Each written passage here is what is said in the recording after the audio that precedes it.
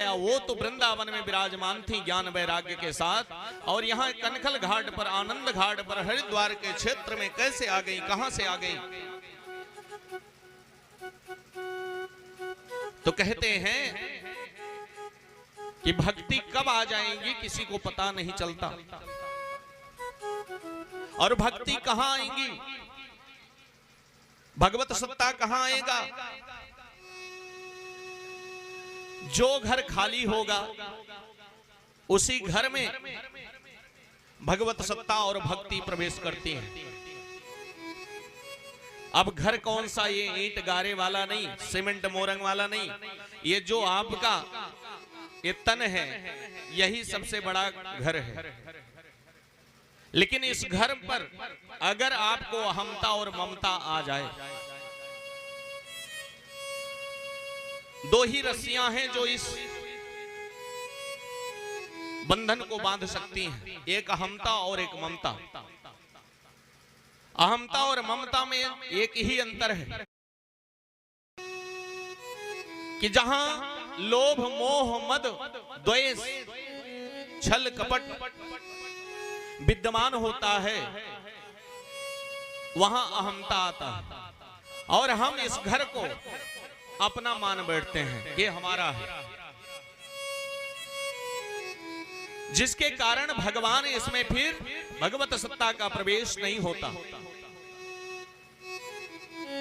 कितना भी प्रयास कर लो, क्योंकि कंठ तक जो आपका अभिमान है, लोभ है, मोह है, मद है, वो अंदर एंट्री नहीं करने देता है।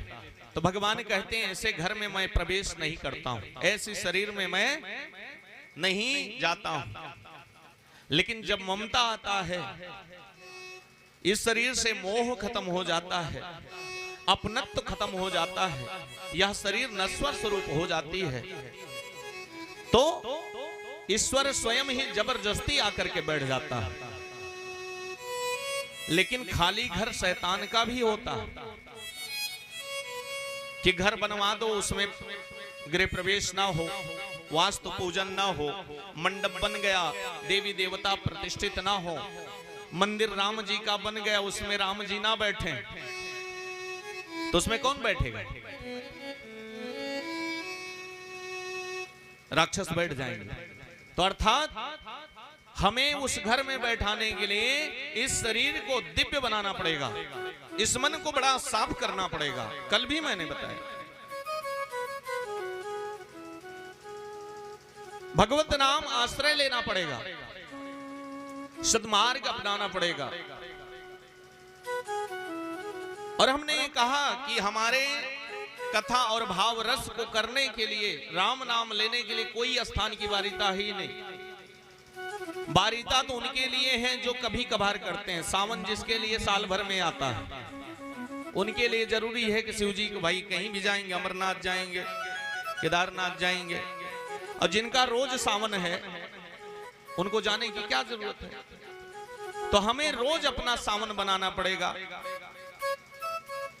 हमें रोज अपने हृदय को कार्तिक बनाना पड़ेगा, कार्तिक मास बनाना पड़ेगा। ही इसमें जो है भगवान का अवगाहन करना पड़ेगा, दोहन करना पड़ेगा। तो धीरे धीरे सने सने करते करते परमात्मा आपके हृदय और ओढ़ ही हो जाता है।